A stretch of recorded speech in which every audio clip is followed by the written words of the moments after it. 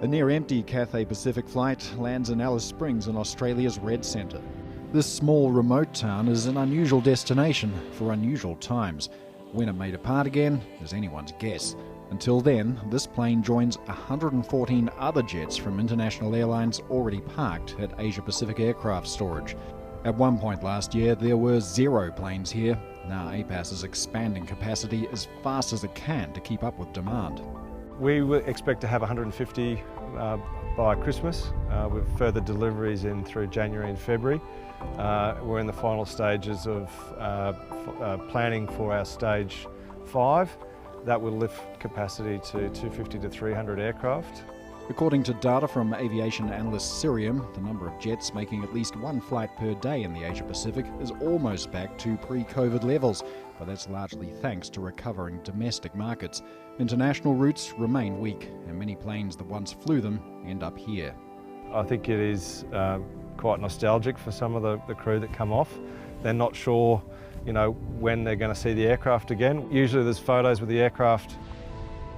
Once a plane is here, it's not just a matter of parking it and walking away. It takes a dozen people up to 5 days to prepare a plane for storage. 2 days alone and 40 to 50 rolls of tape just to get everything sealed up and protected from the insects and the dust. While the dry conditions make this the near-perfect environment to store planes, the dust can be a problem.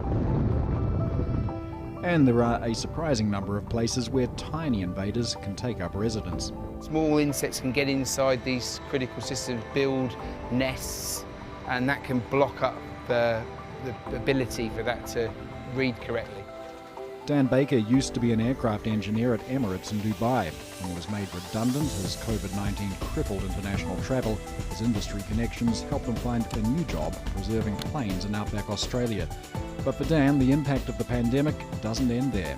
My family is still in New Zealand. I'm working here on my own, and probably until the quarantine rules change, that's how it's going to stay.